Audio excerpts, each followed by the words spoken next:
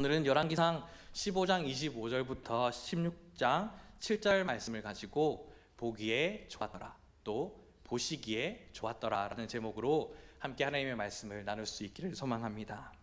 성경에는 여호와 보시기에 라고 하는 표현이 참 많이 등장합니다. 이 표현이 가장 먼저 등장할 때에는 우리가 알다시피 창세기 말씀이 있겠죠. 창세기 1장 4절 말씀 가운데에 하나님께서 천지를 창조하시고 그리고 빛이 있으라 말씀하신 후에 여호와 보시기에 좋았더라 라고 이렇게 기록하고 있습니다. 그리고 이 표현은 우리가 함께 읽어나가는 성경, 그리고 다시 말하면 창세기부터 요한계시록에 이르기까지 하나님의 말씀을 쭉 간통해 보며 나갈 때에 역사 속에서 인간이 행함에 있어서 하나님께서 판단하시는 참 중요한 기준이 된다라는 사실을 우리는 기억해야만 합니다. 오늘 본문에는 세 명의 인물을 한번 살펴보려고 합니다. 나답, 바하사, 예후. 나답은 북이스라엘의 초대 왕 여로보암의 아들이고, 바하사는 여로보암의 아들인 나답을 죽이고 바사 왕조를 세운 사람입니다. 그리고 예후는 바하사가 여호와 보시기에 악한 일을 행했다고 해서 그를 찾아가 책망했던 선지자입니다. 이 시간 여호와 보시기라고 하는 관점에서 이 세 명의 인물을 한번 살펴보는 가운데에 어떠한 삶을 살았는지 살펴보며 한 주를 살아내는 우리의 삶의 기준을 오늘 이 시간 바로 세워나가는 복된 시간 될 수 있기를 간절히 소망합니다. 먼저 나답인데요, 우리 함께 읽었던 본문 25절부터 26절 말씀을 다시 한 번 더 읽어보도록 하겠습니다. 본문 25절부터 26절 말씀을 함께 읽겠습니다. 시작. 유다의 아사왕 둘째 해에 여로보암의 아들 나이 2년 동안 이스라엘을 다스리니라.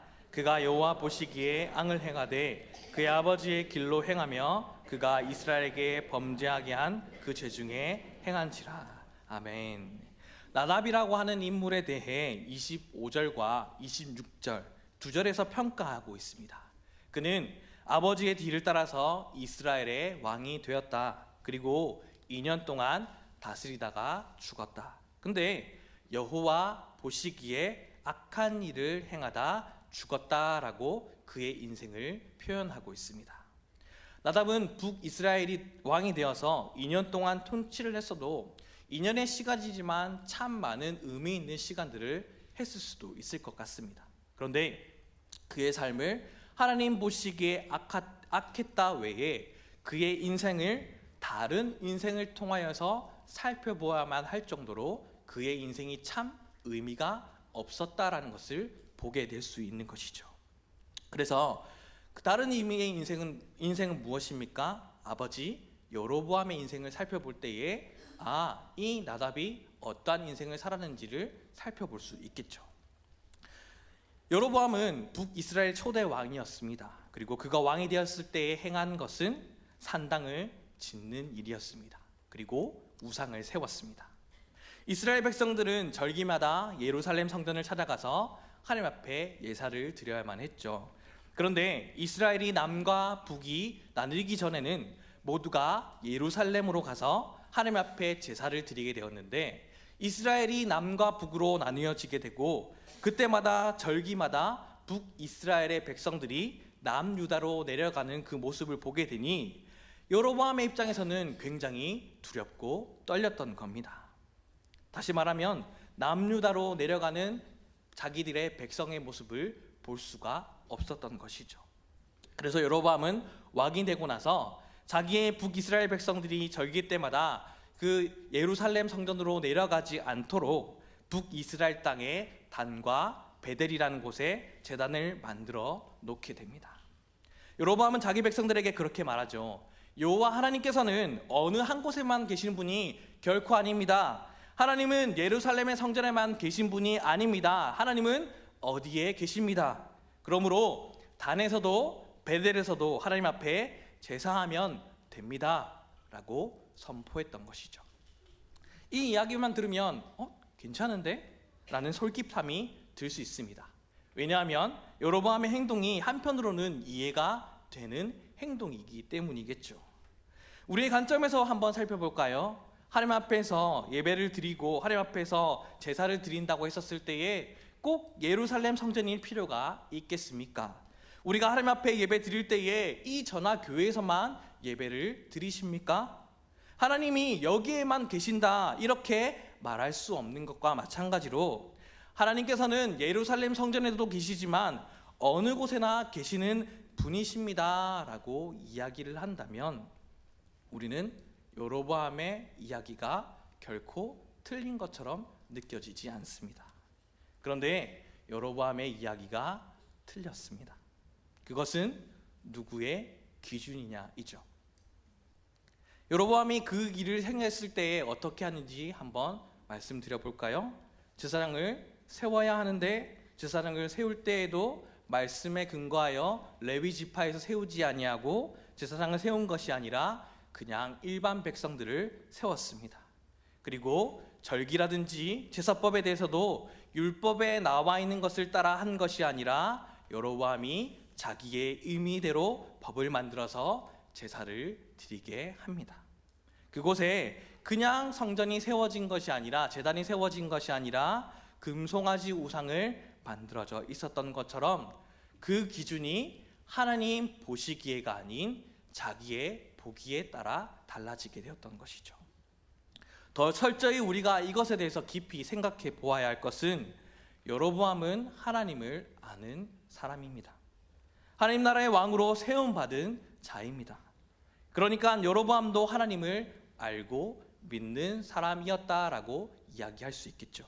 그런데 하나님을 믿는 사람이 우상, 즉 하나님 보시기에가 아닌 스스로 보기에라는 우상을 세워서 하나님 왕이 아닌 내가 왕으로 내가 보기 좋게 삶을 살아가려 했다는 것이죠. 우리는 하나님을 믿으면서도 우리 마음속에 각자의 우상들이 있습니다. 열왕기서를 포함해서 성경 전체에서 우리에게 계속해서 주시는 메시지는 하나님이 왕이시고 그 다스림이 있는 나라가 하나님의 나라이며 그 하나님과 하나님 나라의 이야기가 우리가 읽고 있는 성경에 다 그대로 기록되어져 있죠. 하나님을 믿는 이스라엘 백성들에게 주신 말씀이 오늘 하나님을 믿고 있는 우리에게도 주신 그 말씀인 줄로 믿는다면 여호와 하나님이 내 삶의 주인이자 왕이라고 하는 이 메시지를 계속 주고 있는 것은 우리의 인생은 늘 내 마음의 주인이 하나님, 예수님으로 모셔야 한다는 사실임에도 불구하고 하나님을 알고 있음에도 하나님으로 믿지 아니하고 우리의 삶도 그런 삶을 살아가는 연약한 존재이기에 하나님 여전히 우리에게도 말씀을 통하여 말씀으로 우리에게 말씀하여 주시는 겁니다. 출애굽한 이스라엘 백성들을 한번 생각해 보십시오. 그들은 하나님께서 이스라엘 바로를 향해서 10가지 재앙을 내리신 것을 똑똑히 보았던 사람들입니다. 하나님의 징계 앞에 항복한 바로의 군대를 그들이 보았고 출애굽해서 홍해 바다가 갈라지는 그 구원의 체험을 이스라엘 백성들은 보았습니다. 이스라엘 백성들이 인도하고 있는 것은 하나님이라는 사실을 매일매일 눈으로 경험했던 사람들입니다. 오늘 우리들이 그렇게 하나님을 보는 영적인 눈이 뜨여지기를 주님의 이름으로 축복합니다. 우리는 늘 은혜로 삶을 살아가서 우리는 그러한 모습을 보지 않음에도 불구하고 하나님이 주신 은혜로 하나님을 믿고 예배합니다. 지금 이스라엘 백성들은 출애굽하면서도 계속해서 하나님의 능력을 자기의 두 눈으로 확인하고 있었음에도 불구하고 불평하고 불만은 계속되었고 지도자 모세가 그들 눈에 사라져 있었을 때에 또 다른 지도자인 아론에게 요구합니다. 그것은 무엇입니까? 눈에 보이는 하나님을 만들어 달라. 하나님께서는 그런 이스라엘 백성들을 향해 진노하셨습니다. 그것이 곧 우상 숭배라고 말씀하셨습니다. 사람들은 마음속에 하나님을 믿고 있습니다. 사람들은 그들 속에 신이라는 존재를 믿고 있습니다. 우리들도 하나님을 믿고 있습니다. 믿고 있는데 우리가 믿는 하나님이 눈에 보이지 않는 하나님이다 보니 우리 마음속에는 다양한 각자의 생각들이 드러나게 될 것이고 하나님에 대해서 내가 기대하고 소망하는 하나님에 대한 그 모양을 만들어내기 시작합니다. 그런데 말씀에서 이야기하고 있는 하나님을 온전하게 보는 것이 아닌 내가 생각하기에 보고 주시는 하나님의 모양을 만들어냅니다. 나를 잘되게 이끌어 주시는 하나님의 모습을 오늘도 우리는 만들어냅니다. 내 관점에서 나에게 좋은 하나님이라는 그런 하나님의 이미지를 만들어내서 그분이 하나님이다라고 이야기하며 우리는 전하며 믿고 살아갑니다. 오늘 우리는 이 세대를 살아가는 우리의 모습은 어떠합니까? 이스라엘 백성들처럼 눈에 보이는 금송아지가 아니라 할지라도, 또 다른 이방의 사람들이 바알이라고 섬기는 그 바알의 신이 아니라 할지라도, 우리 마음 가운데 참되신 말씀으로 말씀하신 하나님은 그대로의 모습을 우리가 온전히 보지 못한 채 생활하고 한다면, 우리는 우리 마음 가운데에, 우리 생각 가운데에 하나님이라는 또 다른 이름 아래 우상을 만들며 우리는 살아가고 있는 것이죠. 우리는 그러면 어떻게 해야 할까요? 우리는 세상의 사람들과 다른 모습으로 살아가야만 합니다. 하나님 말씀하옵소서, 주의 종이 듣겠나이다, 나에게 말씀하십시오 라고 사무엘이 하나님 앞에 나아가 기도하며 나아갔던 그 첫 이야기처럼, 우리의 불안과 우리의 초조함이 있다 할지라도 그 모든 것을 다 내려놓고 하나님 말씀하십시오, 저는 듣겠습니다, 나아간다면 하나님 보시기에 좋은 인생을 우리는 충분히 만들어낼 수 있다는 것이죠.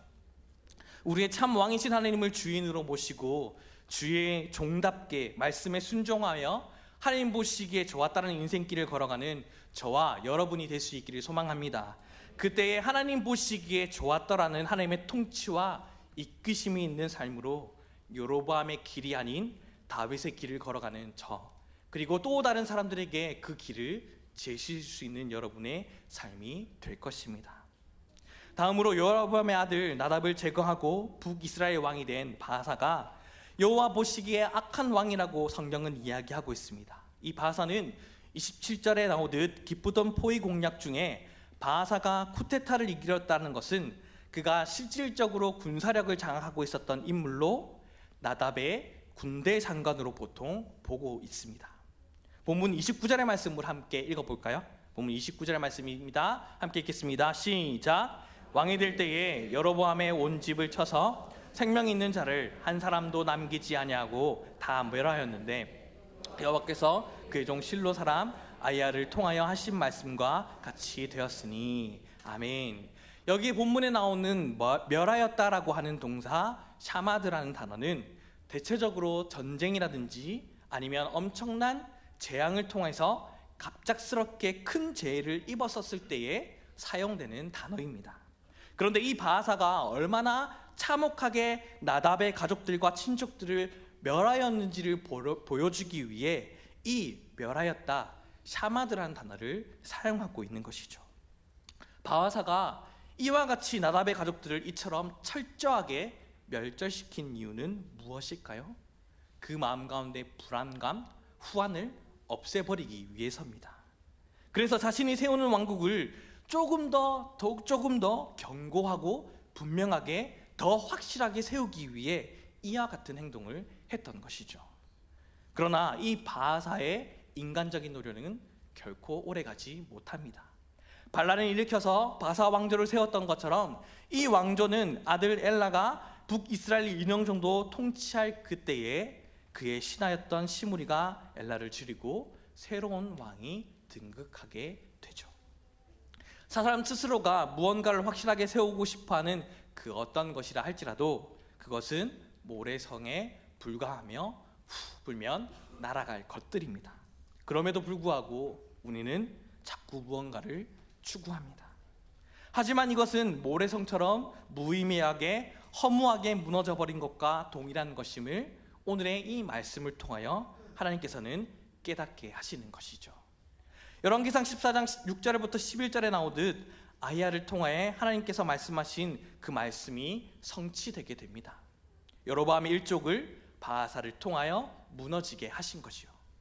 그런데 이 바사도 역시 자신의 눈에 보이는 것을 확실히 붙잡고 싶어 하기에 하나님의 뜻을 벗어나 자기 보기 좋은 대로 행합니다. 여호와 보시기에 정직하게 행하였음에도 불구하고 하나님을 나의 소유로 만들어 버리고 싶어하는 것, 그래서 그것이 마치 하나님의 뜻인 양 교묘히 그 상황을 이용하고 있는 것이죠. 하나님께서는 여호와 보시기에 정직히 행하라고 했는데 사람은 그 하나님을 교묘히 이용하고 싶어 한다는 겁니다.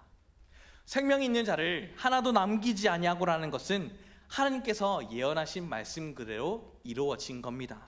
그러나 이 일에 있어서 이 일을 행했던 바하사의 마음은 전혀 다른 데 있었죠.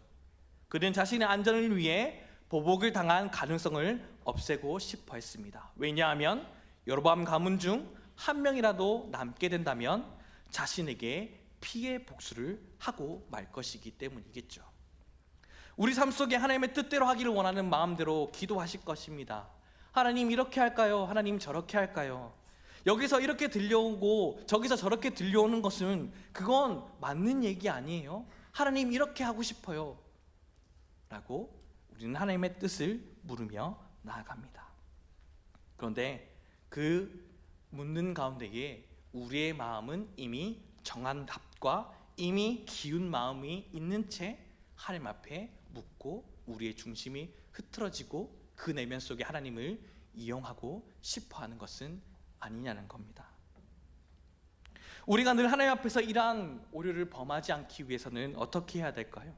정직히 행하고 다윗과 같은 합한 길을 걸어가기 위해서는 여러 가지 방법들과 여러 가지 생각들을 가지고 기도하는 것이 아니라 중심, 지금도 하나님께서는 나를 사랑하고 있다는 사실을 기억하며 그것을 가장 먼저 하나님 앞에 구하며 기도하며 묻고 나가는 것이 필요합니다.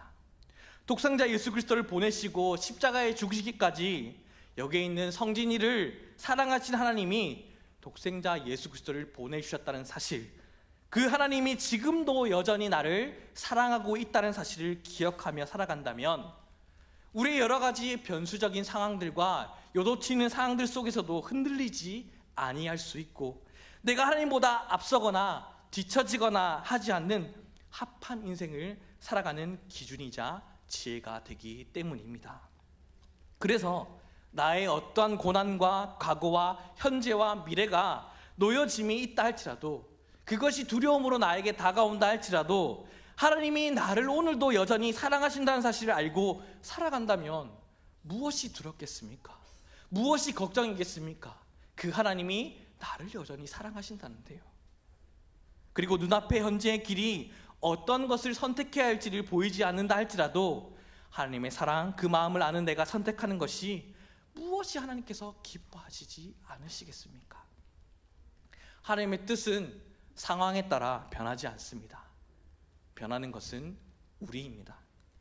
그 상황 가운데 우리는 이전의 말씀처럼 불면 나라 없어질 티끌을 들어 사용하여 주실 때에 하나님을 노엽게 하지 아니하고 주어진 시간과 사용하여 주심에 감사하며 그저 하나님께서 말씀하신 그 이끄심대로 순종하는 것이 오늘 우리 가운데에 반드시 필요합니다. 겸손한 마음으로 늘 주님 앞에 삶을 살아가지 않는다면 하나님의 도구로 쓰임받는 우리가 훗날 심판받을 대상이 됩니다. 그러니 오늘도 이 사실을 기억하고 겸손히 하나님 앞에서 귀히 쓰임받는 저와 여러분의 모든 삶이 될 수 있기를 간절히 소망합니다. 마지막 세 번째입니다. 남유다의 선지자 예후는 북이스라엘 바하사 왕에게 찾아가서 하나님의 말씀을 전합니다. 16장 4절의 말씀을 우리가 함께 읽어보도록 하겠습니다. 4절의 말씀입니다. 시작. 바하사가 속한 성읍에서 죽은즉 개가 먹고 그에게 속한 자가 들에서 죽은즉 공중의 새가 먹으리라 하셨더라. 아멘. 히브리인들은 죽어서 조상들이 묻혀있는 자신들의 그 조상들의 땅에 묻히는 것을 영예로 생각합니다.